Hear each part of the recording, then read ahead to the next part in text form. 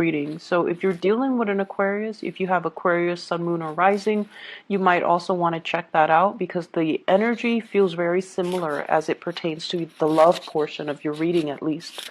So I feel like there's an element of one person being very, very demanding, and then the other person feels like they're carrying the weight of that relationship, and they're the other person, whoever it is, the energies can flow, both ways.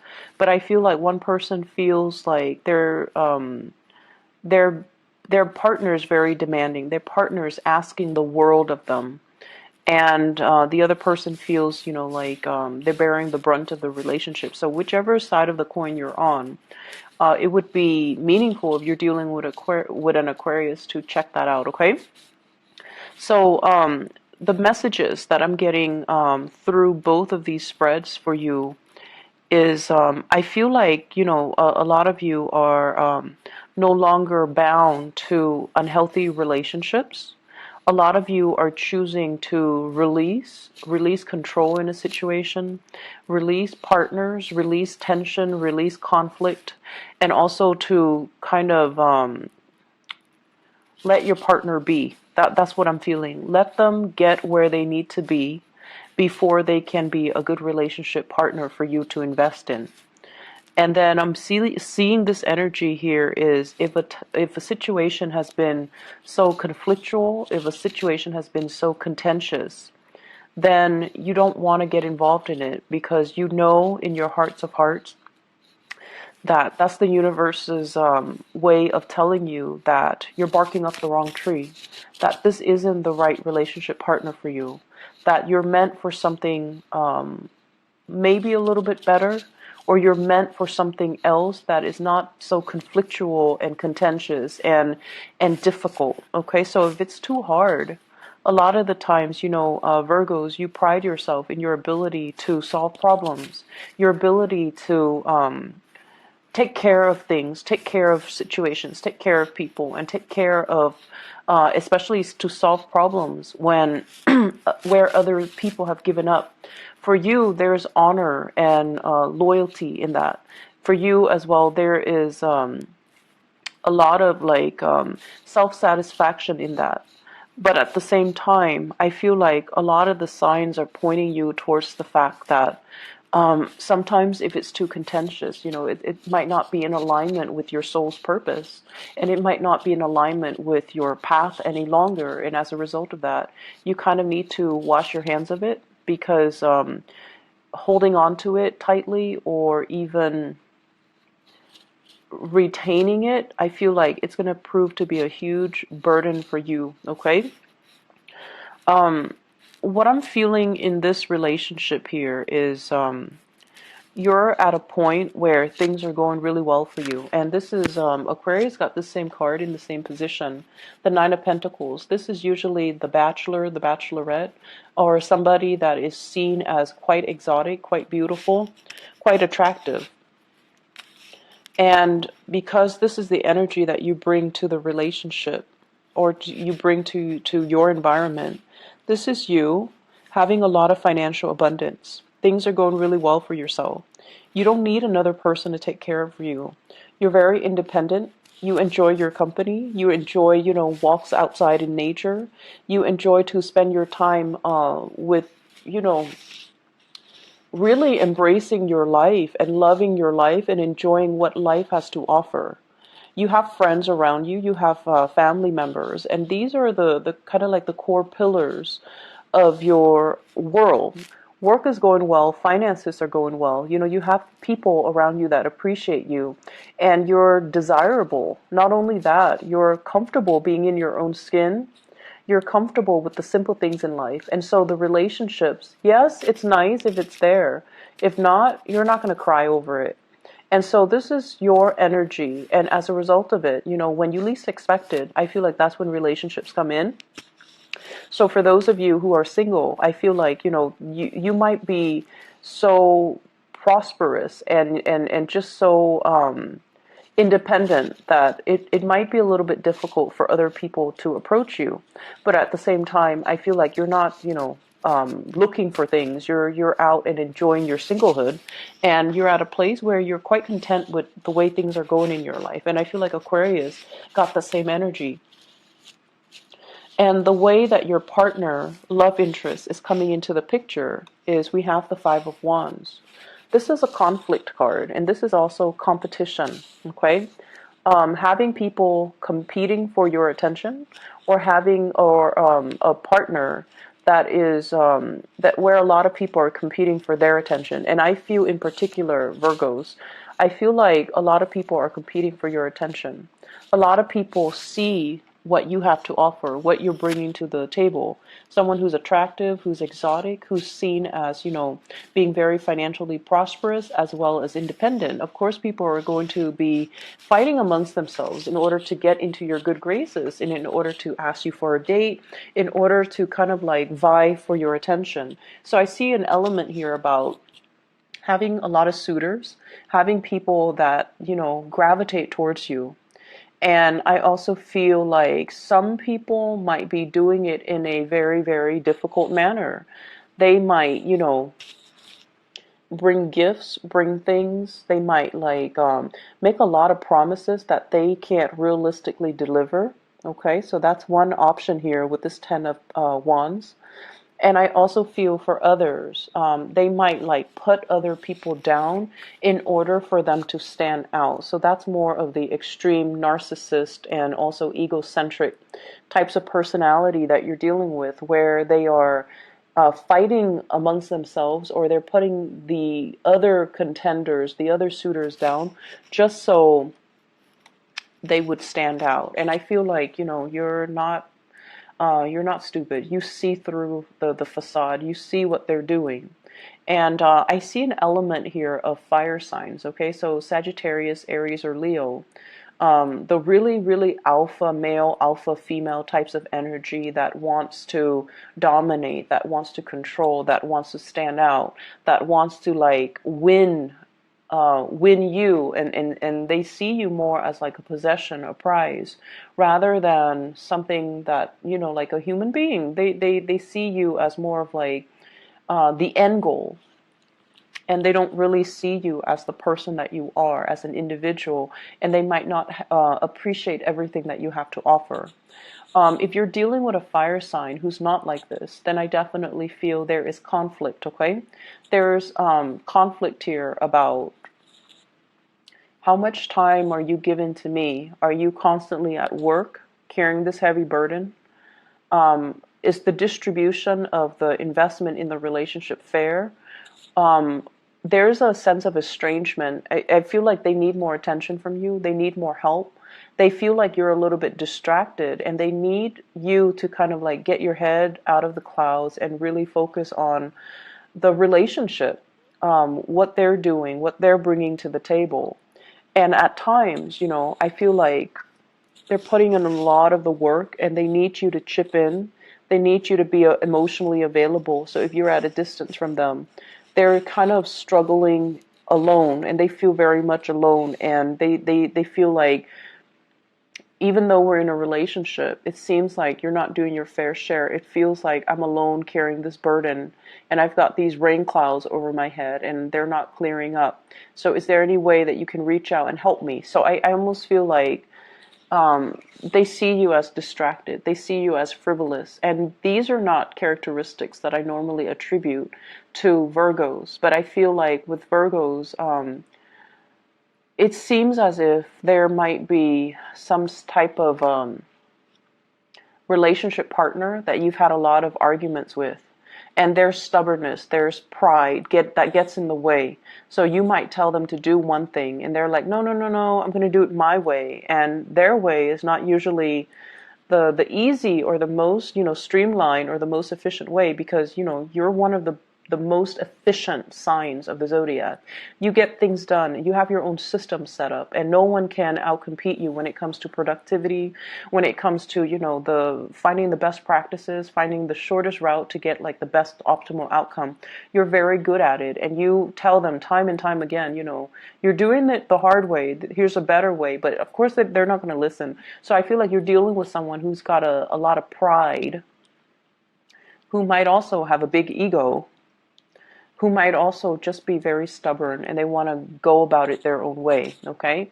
And so it has created a lot of conflict in the relationship because of this lack of agreement with the Five of Wands here. And you're at a point where, they're stubborn, they're going to do their own thing, so I'm not going to give it any mind, because if I constantly try to help them and they keep resisting, it's going to drive me nuts and I'm going to become resentful. So I'm going to focus on me. So I feel like you're drawing back your energy, but at the same time your partner is still drudging on and feeling very isolated, right? So that's what pride does. It isolates you from other people.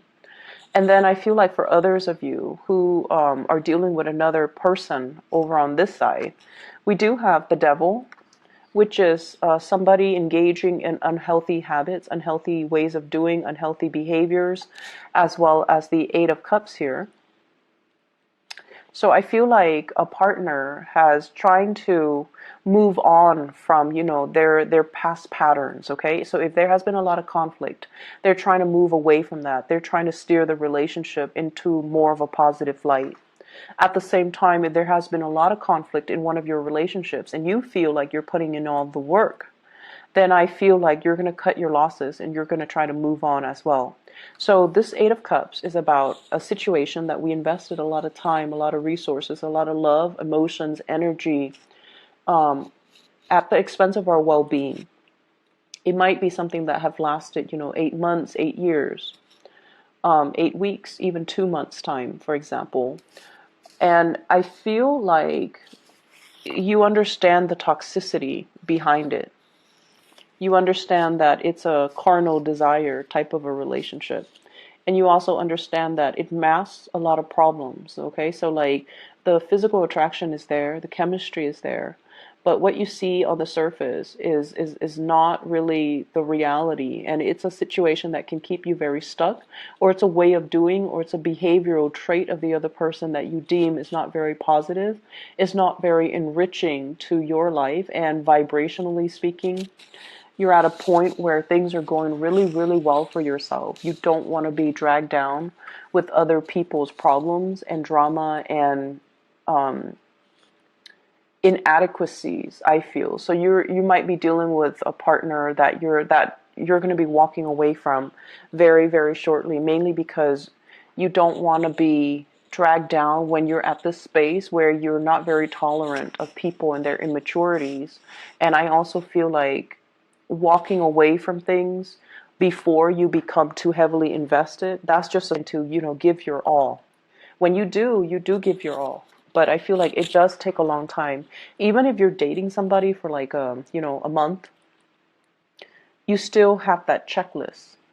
Are they on good behavior every day? Are there new things I'm finding out about them? Do I like everything I'm finding out, or do I not like most of the things I'm finding out? So that, balance sheet, that checklist, it goes on, and it happens every day.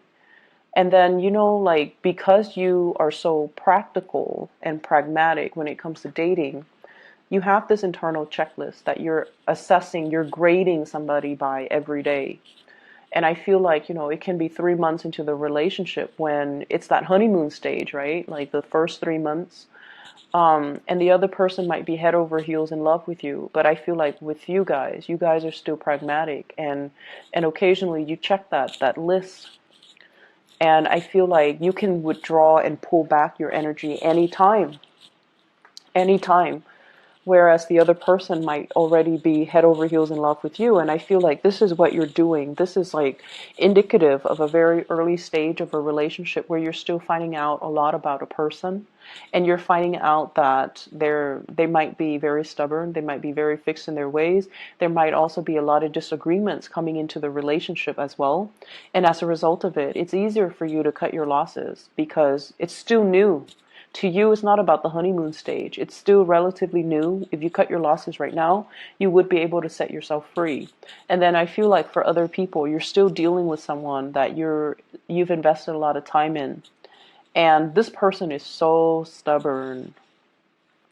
Might be a Capricorn. It might be a fire sign, Sagittarius, Aries, or Leo.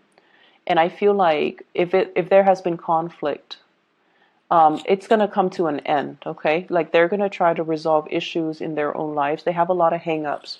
They're very fearful of change. They're very fearful of doing things a different way. They're really fearful of relinquishing control and letting somebody else give them advice or even taking somebody else's advice. So I feel like that's their hang up and that's on them and that's something they need to work through. And I feel like you are aware of that. You know your partner well. And so you're going to focus on you. You're going to focus on what you need to do, your own path, and let them kind of deal with this internal conflict, internal turmoil that they kind of need to sift through and find themselves. And they are going to find themselves. It's going to take some time because they're so stubborn and because they're so like doggedly just, this isn't the smart way to do things, but I'm going to do it because I'm stubborn. I'm going to do it just to test myself. So I feel like you've got somebody here that's not as reasonable, but they're hard on themselves as well. And I feel like a big part of you can sympathize with that, right? You're hard on yourself. You understand they're hard on themselves. They want to test themselves. They want to know their limits and their capabilities. And I feel like you can appreciate that. And so you're going to let them be. So you're going to detach yourself a little bit. I see coming back together, but at the same time, I do see arguments as well.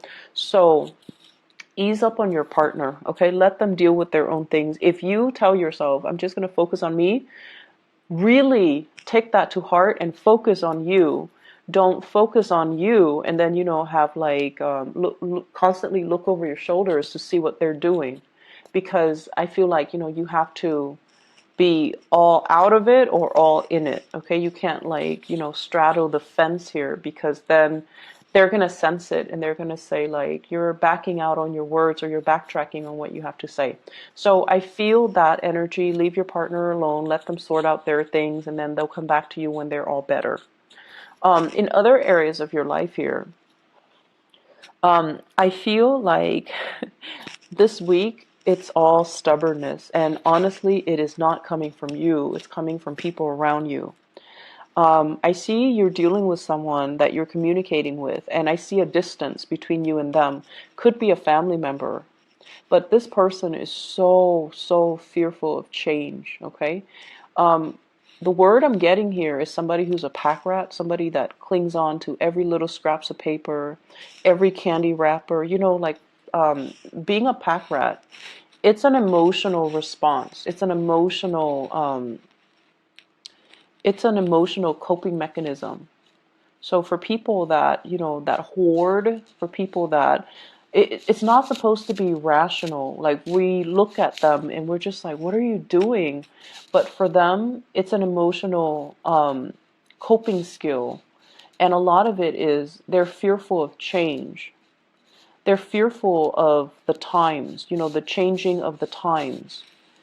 The things that I need and the things that I'm used to are not going to be around anymore. The items that I grew up with, they're not going to be produced anymore. So I need to cling on to multiple copies of these things or multiple packages or, whatever it is. It's not supposed to be rational. Some people collect candy wrappers, some plastic bags, some paper bags, whatever it is. I feel like they're hoarding because they feel this innate sense of emotional lack in their own lives. They can be, very financially insecure. And so they cling on to these things that people discard because they feel like if I fill up my house with scraps of things, then I'm wealthy. So it can be like as problematic as that, or on the other end, it's just a coping mechanism for some of these people. So I feel like you're dealing with someone who is like that. You're also dealing with people who are very, very resistant to change. They're very tunnel vision. They see things in a very specific way and they refuse to see things outside of their worldview. And we have here the Four of Pentacles, and this is what led me to say, hoarding, someone who's a pack rat, somebody who clings on to situation, who's controlling, and who is not able to see things from outside of their perspective. And I also feel like deeply, they feel very, very isolated, okay? This is looking for love and feeling either rejected, feeling out of sorts, feeling like they don't really fit in, feeling like they don't really belong anywhere. And they're looking in the water and like, what's wrong with me? Do I look okay? Why doesn't anybody like me?